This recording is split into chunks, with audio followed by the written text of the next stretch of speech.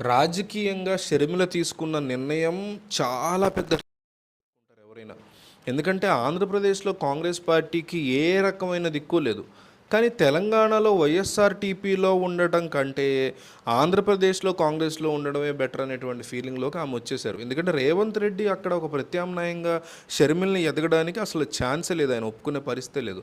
So definitely ఏదో ఒక దెబ్బ తగులుతుంది. షర్మిల అక్కడ ఎదగడానికి ప్రయత్నం చేసినా మళ్ళీ 2028 ఎన్నికల్లో తెలంగాణలో పోటీ చేయాలి, అదంతా చాలా పెద్ద కహాని. అంతకంటే బెటర్గా ఏపీలోనే ఆ పోరాటం ఏదో చేసుకుంటే కాంగ్రెస్ పార్టీ లాంటి ఒక పెద్ద పార్టీ నుంచి సపోర్ట్ ఉంటుంది, ఆర్థికంగా కావచ్చు, ఇంకో రకంగా కావచ్చు. ఒకవేళ అన్నీ కలిసి వచ్చి ఢిల్లీలో అంటే దేశవ్యాప్తంగా కాంగ్రెస్ పార్టీ కనుక రానున్న లోక్సభ ఎన్నికల్లో వస్తే షర్మిలకి ఫుల్ పాజిటివ్ ఇంపాక్ట్. అట్లా జరగకపోయినా కూడా నేషనల్ పార్టీ కాబట్టి కాస్తంత పాజిటివ్ ఓట్ బ్యాంక్ని ఇక్కడ ఏమన్నా ఏపీలో పెంచుకోగలిగితే అది మళ్ళీ బీజేపీని అట్రాక్ట్ చేసినట్టు అవుతుంది ఆవిడ. సో ఆవిడ కావాలంటే మళ్ళీ తర్వాత బీజేపీకి వెళ్ళొచ్చు. సో ఈ రకమైనటువంటి ప్లానింగ్తో ఆమె ఏపీలో దిగారు. అయితే దిగుతూనే చాలామందితో ఆమె మంతనాలు చేస్తున్నట్టుగా తెలుస్తోంది. కొన్ని రోజుల నుంచి కూడా కొంతమందితో ఫోన్ కాల్స్ నడుపుతున్నారు. మరోపక్క బ్రదర్ అనిల్ కూడా కొంతమంది మత సంఘ పెద్దలతో మాట్లాడుతున్నారు. షర్మిలకు సపోర్ట్ ఇవ్వాలి, అప్పట్లో మనం కాంగ్రెస్కి ఇచ్చాము, వైఎస్ రాజశేఖర రెడ్డికి ఇచ్చాము, ఇప్పుడు మళ్ళీ మనం షర్మిల వచ్చింది, సో ఆమెకి సపోర్ట్ ఇవ్వాలి, వైసీపీకి సపోర్ట్ తగ్గించాలి, ఏ రకమైనటువంటి హెల్ప్ కావాలన్నా షర్మిల వైపు నుంచి నేను చేయిస్తానని బ్రదర్ అనిల్ కూడా తనదైన శైలిలో తన రాజకీయాన్ని తన భర్త కోసం చేస్తున్నారు, భార్య కోసం. సో ఇప్పుడు షర్మిలకి కావాల్సింది కొంతమంది సపోర్టింగ్ పీపుల్, అంటే కొంతమంది స్ట్రాంగ్ పీపుల్ ఉంటారు. వాళ్ళకి రాజకీయంగా రకరకాల ఐడియాలజీస్ ఉంటాయి, వాళ్ళకు ఉన్నటువంటి తెలివితేటలు గ్రౌండ్ రియాలిటీలో ప్రజల్ని దగ్గర చేసుకోవడానికి ఉపయోగపడతాయి. షర్మిలకు అనుభవం చాలా తక్కువ కాబట్టి ఇన్నాళ్ళు వైసీపీని నిలబెట్టినటువంటి అనుభవం ఉంది, వైసీపీకి సపోర్ట్ చేసి ప్రచారం చేసిన అనుభవం ఉంది తప్ప ఒక పార్టీని సొంతగా నడిపి గెలిపించే అనుభవం లేదా ఓట్ షేర్ పెంచుకున్న అనుభవం లేదు.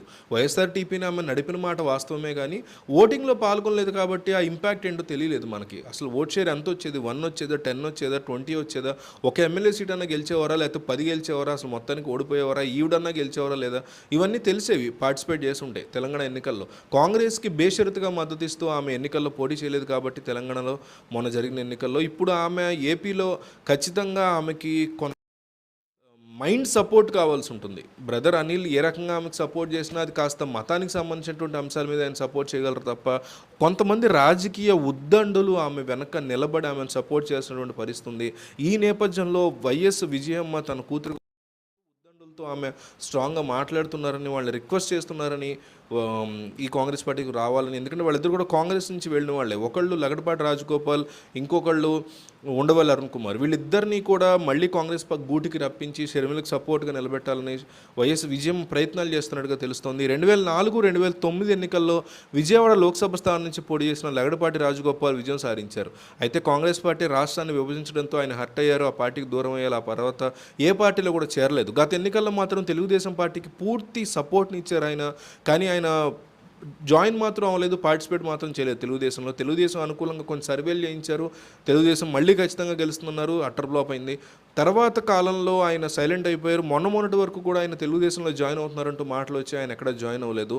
సో ఆయన్ని వైఎస్ విజయమ్మ రిక్వెస్ట్ చేస్తున్నారని, షర్మిలకు సపోర్ట్గా నిలబడాలని, మళ్ళీ కాంగ్రెస్కి రావాలని కోరుతున్నారని తెలుస్తోంది.